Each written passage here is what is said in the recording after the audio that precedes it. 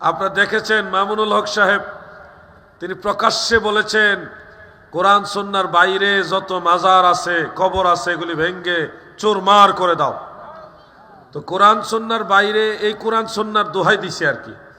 তো বাংলাদেশে কোন মাজারটা কোরআন সুন্নাহর বাইরে এটা সুনির্দিষ্ট করে মামুনুল হক সাহেবকে বলে দিতে হবে, অন্যথায় মানুষ ভুলবশত যে কোনো হকপন্থী আল্লাহর ওলির মাজারও ভেঙ্গে ফেলার জন্য উদ্যত হতে পারে। এখন ঢালাওভাবে উনি বলে দিলেন মাজার ভেঙ্গে চুরমার করে দাও, শর্ত দিলেন কোরআন সুন্নাহর বাহিরে। তো ওনাকে বলে দিতে হবে কোন মাজারটা কোরআন সুন্নাহর বাহিরে।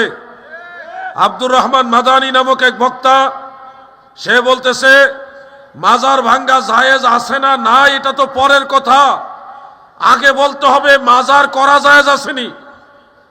কথাটা শুনে আমাদের যুবকরা খুশি, আসলেই তো মাজার ভাঙবো কি ভাঙবো না এটা পরের মাসআলা, মাজার করা যাবে কিনা এটা আগে জানতে হবে। আব্দুর রহমান মাদানী লেখাপড়া করো, লেখাপড়া করো। তোমাদের মতো তথাকথিত আলেমদের কারণে আজকে মুসলিম মিল্লাতের মাঝে এই ফাটল। তোমরা লেখাপড়া করা ছাড়াই ময়দানে গিয়ে ফতোয়া সাপ্লাই দিয়ে দাও। মাজার কাকে বলে এটাকে বুঝো। মাজার এটা ইসমে জরফ, জরফে মাকান। জরফ দুই প্রকার, একটা জরফে জামান আর একটা জরফে মাকান। যার আরবি অর্থ হলো মাউদিউ জিয়ারা, জিয়ারতের স্থান। যেই কবর মুসলমানেরা অধিক পরিমাণে জিয়ারত করে ওই কবরটাকে বলা হয় মাজার। আপনারা বলুন ইসলামে আল্লাহ রসুলের আদর্শ মুবারক অথবা সাহাবাই কেরামের আমল দ্বারা কবর জিয়ারত জায়েজ আছে না নাই? আওয়াজ দিয়ে বলেন আছে না নাই? তাহলে যেই কবর মুসলমানরা জিয়ারত করে সেটাই তো মাজার, অটোমেটিক হয়ে যাচ্ছে মাজার। এখন উনি বলছে মাজার করা যায় কিনা, জিয়ারত করলেই তো মাজার হয়ে যায়। এই বুকা জানেও না, এই বুকা জানেও না মাজার হওয়ার জন্য পাকা করা শর্ত না। পাকাওয়ালা কবরও মাজার হয়, পাকা ছাড়া কবরও মাজার হয়। মাজারের সাথে ইট পাথর দিয়ে পাকা করা শর্ত না, মাজারের সাথে শর্ত হলো জিয়ারতের।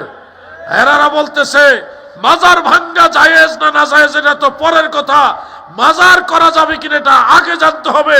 তোমাদেরকে মূর্খ বলতে আমাদের মনে চায়, কিন্তু লেবাস ধরেছ আলেমদের, এই জন্য মূর্খ বলতে পারি না। শুধু এটুকু বলি ভালো করে লেখাপড়া করো। প্রিয় ভাই আমার, মুসলমানের কবর পাকা করা যাবে কিনা এই প্রশ্নের উত্তরে আমি বলবো অবশ্যই মুসলমানের কবর পাকা করা যাবে, যদি ওরকম যোগ্যতম হাকিমুল উম্মত পর্যায়ের মুসলমান হয়। তিন শ্রেণীর মানুষের কবর পাকা করা জায়েজ। রাদ্দুল মুহতার ফতোয়ায়ে শামীর মধ্যে মাসালাটা রয়েছে, এবং হাসিয়াতুত তাহতাবি আলা মারাকিল ফালাহ সেই কিতাবের মধ্যে মাসআলা রয়েছে। ফিকার আরো বহু কিতাবে মাসালাটা রয়েছে যে তিন শ্রেণীর মৃত মুসলমান যারা ইন্তেকাল প্রাপ্ত তাদের কবর পাকা করা যাবে। এক নম্বর হলো মাশায়েখ, যারা বড় বড় আল্লাহর ওলি বুজুর্গ শায়েখ। আর দুই নম্বর হলো হক্কানি রব্বানি মুত্তাকি আলিম যারা, তারা। তিন নম্বরে হলো রাসূল পাকের বংশধর যারা, সাইয়্যিদ যারা, আওলাদে রাসূল যারা। এই তিন শ্রেণীর মানুষ ইন্তেকাল হলে তাদের কবর পাকা করা জায়েজ। আপনি বলবেন ফতোয়া, তাহলে এই মাযহাবী এগুলি হলো নিফাক, দ্বিমুখিতা। প্রকাশ্যে আমি কথাগুলি কেন বলতেছি? এরা আমাদের নাম, আমার নাম মেনশন করে বলতেছে, আমার ছবি দিয়েছে, দিয়ে বলতেছে এগুলি নাকি জায়েজ না, কবর পাকা জায়েজ না, এগুলোর ওয়াজ করতেছে। ওয়াজ কারে বলে? বড় আলেমদের কাছে বসো। তোমাদের বড় হুজুর যারা সাইজা রইছে এরাও কোরআন হাদিস ঠিক মতো জানে না। আমি সবার কথা বলছি না, গুটি কয়েক লোক আছে বড় বড় চেয়ারে বসে, এগুলি আরো বড় বড় আন্তর্জাতিক জাহেল, ঠিক মতো লেখাপড়া নাই। সুন্নত শিখাইতে আসে সুন্নিদেরকে, সুন্নিরা নাকি সুন্নতের আমল ছাড়া সুন্নি হয়ে গেছে। আরে ভাই বাবা শোনো, সুন্নতের উপর আমল করার চেষ্টা আমাদের সবারই আছে, আছে না নাই? 100 মার্কের পরীক্ষা সবাই তো আর 100 থেকে 100 পায় না। চেষ্টা করে 98-99 নিয়ে পায়, না হইলে 80 পায়, নাহলে 60-70 পায়, নাহলে 40-50 পাইয়া হইলো ভালোভাবে একটু পাস করার চেষ্টা সবার আছে। আমরাও সেটাই করি। শুধু সুন্নতের উপরে আমল করার দ্বারাই সুন্নি হয় না। সুন্নি হবে যার আকীদা আহলে সুন্নাহ এবং রাসূল পাকের সুন্নতের উপর আমল, তারা হলো সুন্নি। 1 নম্বর শর্ত হলো আকীদা হতে হবে আহলে সুন্নাহ। আকীদা ঠিক না রাইখা বাইরে দেখাইবা সুন্নতের আমল, তুমি কখনোই সুন্নি হতে পারবা না। যদি বলো যে না সুন্নতের উপর আমল থাকলে সুন্নি, তাহলে কাদিয়ানীদেরকেও সুন্নি বলতে হবে। কারণ কাদিয়ানীরাও নামাজ পড়ে, দাড়ি রাখে, টুপি পরে, জুব্বাও পরে, রুমালও ব্যবহার করে, অনেক সুন্নতের উপরে কাদিয়ানীরা আমল করে। যে সুন্নতের উপর আমল করলে সুন্নি, তাহলে কাদিয়ানীদেরকেও তারা সুন্নি বানায় দিবে। আসল বিষয়টা হলো সুন্নি হওয়া না হওয়ার সাথে শর্ত হলো আকীদায়ে আহলে সুন্নাহ। সুন্নি আকীদা যদি থাকে, পাশাপাশি যদি সুন্নতের উপর আমল থাকে, তখন এই লোকটা হলো প্রকৃতপক্ষে সুন্নি।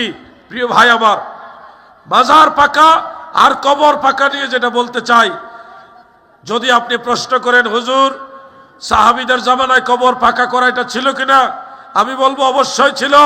স্টাডি করো ভাই, লেখাপড়া করো, লেখাপড়া করো। না জানলে যারা জানে তাদের জিজ্ঞাসা করো।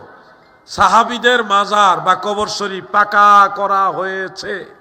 কারা করেছে? সাহাবীরাই করেছে। এবার বলেন সাহাবারা ভণ্ড ছিল? আপনারা ঘুমাইতেছেন নাকি? সাহাবীদের কবর শরীফ গুলো পাকা করেছে সাহাবীরা। এখন আমরা কবর পাকা করলে হয়ে যায় ভণ্ড। তো সাহাবাই কারাম নিজেরাই সাহাবীদের কবর শরীফগুলি পাকা করেছে, তাহলে তাদের কথা মোতাবেক তো সাহাবীরাও ভণ্ড। নাউজুবিল্লাহ। বলবেন সাহাবারা কবর পাকা করেছে, কোথায় দলিল আছে? ভাই এই জন্যে বলছি লেখাপড়া করো। কবর ভাঙ্গা, উঁচা কবর ভাঙ্গার হাদিস হলো একটা, আর কবর পাকা করার হাদিস হলো 50টার উপরে।